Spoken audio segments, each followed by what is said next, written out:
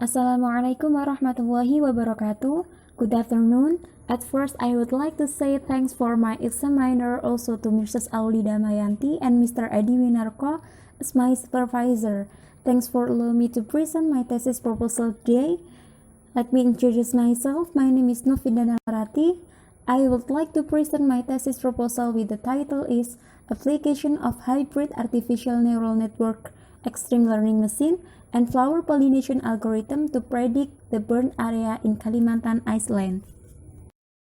This is the outline of this presentation. The first one is the introduction, the second one is the review of literature, and the last one is the method of research. The first part of this presentation is introduction. Forest fires is one of the environmental problems that often occur in Indonesia. Forest fires cause disadvantages in life. According to Gunawan 2016, direct impacts of forest fires include the emergence of respiratory tract disease, transboundary haze pollution to the territory of neighboring countries, and the decline in biodiversity due to forest destruction. Based on the official website of the Ministry of Environment and Forestry, in 2018, Kalimantan became the largest contributor of burn area compared to other islands in Indonesia. Rehabilitation efforts of burn area in Kalimantan are needed. Certainly, it must be based on good preparation and planning to support its success. One effort that can be done is predict the burn area in Kalimantan Island within a certain time period. Prediction is a process to predict about something that is most likely to occur in the future, based on information in the past and present. Currently, artificial neural networks become one of the methods developed to support patterns as well as predictions. According to Herawati and Junai 2014, using artificial neural networks in predicting or forecasting methods make the forecasting model more optimal so that the acquisition results are higher. There are several learning methods in artificial neural networks, one of which is the extreme learning machine method. The advantages of the ALM method have a faster learning speed than traditional learning methods.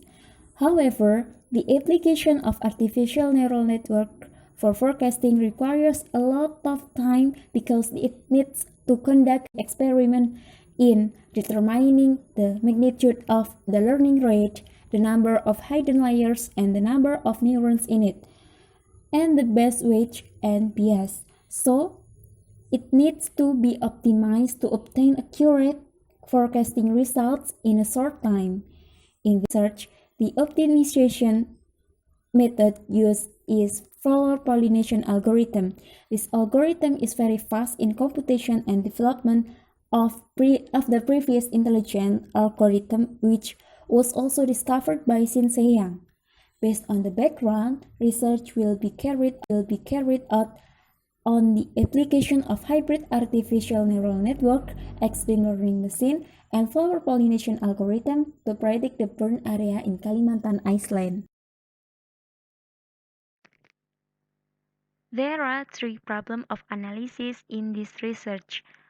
First, how to apply hybrid artificial neural network, extreme learning machine, and flower pollination algorithm to predict the burn area. The second one, how to make program hybrid artificial neural network, extreme learning machine, and flower pollination algorithm to predict the burn area. And the last one, how to implement the program hybrid artificial neural network, extreme learning machine, and flower pollination algorithm to predict the burn area in Kalimantan Island. The purpose of this research is to answer the problem formulation. Scope of problem. The data analyzed is climate data and a burn area data on Kalimantan Island each month in 1998 until 2015 obtained from the LIPI Informatics Research Center. The second part of this presentation is literature review. Kebakaran hutan dan lahan merupakan salah satu permasalahan lingkungan yang sering terjadi di beberapa wilayah Indonesia. Salah satunya adalah Pulau Kalimantan. Takoni tahun 2003 menjelaskan bahwa kebakaran hutan dan lahan dianggap sebagai ancaman potensial bagi pembangunan berkelanjutan karena dampaknya secara langsung pada ekosistem, keanekaragaman hayati, hingga kontribusi emisi karbon.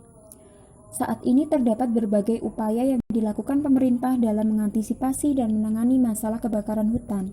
Salah satunya dengan mengidentifikasi area bekas kebakaran hutan untuk proses rehabilitasi. Selanjutnya adalah jaringan syaraf tiruan. Jaringan syaraf tiruan merupakan konsep pengolahan informasi yang terinspirasi oleh sistem syaraf biologi manusia, seperti proses informasi pada otak manusia. Terdapat beberapa komponen dalam jaringan syaraf tiruan. Yang pertama adalah arsitektur jaringan. Terdapat beberapa jenis arsitektur jaringan. Yang pertama ada single layer net atau jaringan dengan lapisan tunggal. Node-node dalam jaringan ini dikelompokkan menjadi dua bagian, yaitu node input dan node output. Selanjutnya adalah multi-layer net atau jaringan dengan banyak lapisan yang memiliki satu atau lebih lapisan tersembunyi atau hidden layer yang terletak di antara lapisan input dan lapisan output. Terdapat beberapa pendekatan dalam mencari jumlah neuron atau node pada lapisan tersembunyi. Adapun salah satu rumusnya adalah L sama dengan N, dengan L merupakan banyaknya neuron atau node pada lapisan tersembunyi, sedangkan N adalah banyaknya neuron pada lapisan input. Selanjutnya adalah metode pelatihan data. Adapun terdapat dua jenis metode pelatihan. Yang pertama adalah unsupervised learning atau metode pelatihan tak terawasi, yang mana pelatihan pada jaringan ini hanya diberi data input tanpa target. Sedangkan contohnya sendiri adalah LVK dan Kohonensom. Kemudian yang kedua, supervised learning, yakni metode pelatihan terawasi yang data pelatihannya terdiri atas pasangan input dan juga target yang diharapkan. Selanjutnya adalah fungsi aktivasi. Fungsi aktivasi adalah aturan yang memetakan penjumlahan input elemen pemroses terhadap outputnya. Fungsi ini digunakan untuk menentukan keluaran suatu neuron. Selanjutnya adalah extreme learning machine. Extreme learning machine merupakan suatu metode pelatihan yang baru dalam jaringan syaraf tiruan dan termasuk metode pelatihan yang terawasi. Pada metode ELM, bobot masukan dan bias awal ditentukan secara acak. Setelah itu, matriks keluaran dari lapisan tersembunyi digunakan dalam perhitungan bobot akhir.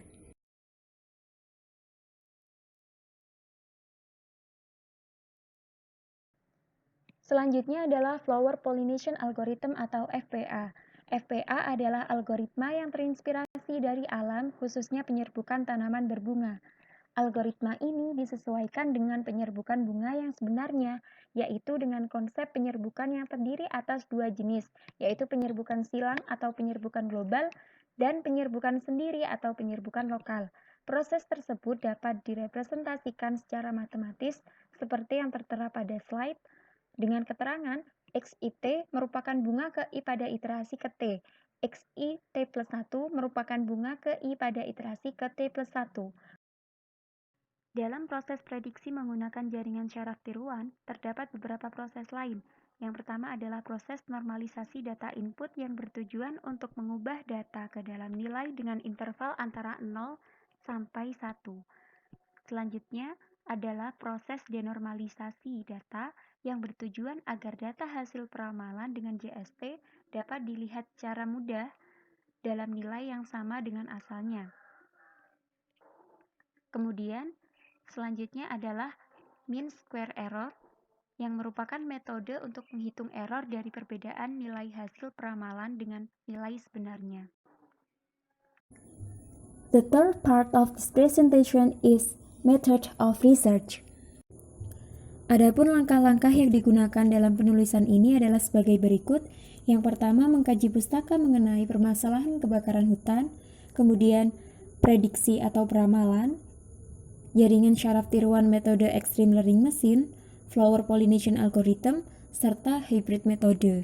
Yang kedua adalah menerapkan ELM dengan optimasi FPA, kemudian membuat program ELM FPA, dan yang terakhir adalah mengimplementasikan program untuk meramalkan luas kebakaran hutan.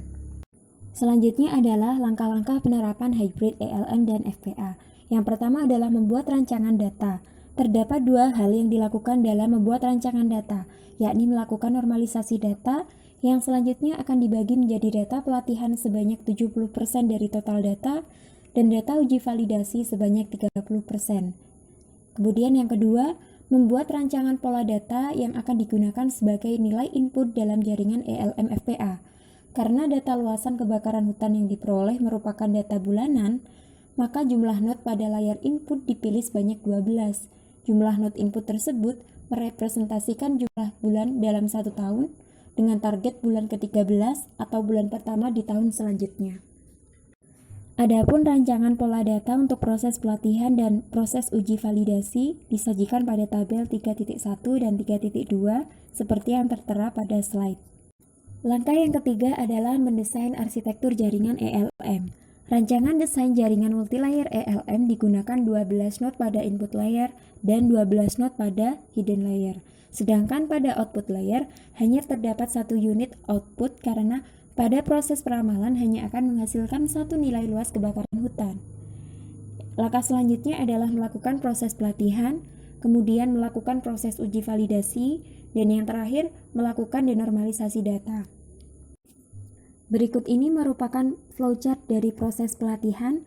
Yang pertama adalah start, kemudian input data pelatihan, dan juga inisialisasi parameter. Adapun parameter yang diinisialisasi meliputi step size atau alpha, switch probability atau P, kemudian lambda, banyaknya bunga, maksimum iterasi, dan juga batas MSE. Selanjutnya masuk pada proses pembangkitan populasi awal bunga yang selanjutnya akan dikonversi menjadi bobot dan bias ELM. Kemudian masuk ke dalam proses hitung nilai fungsi tujuan.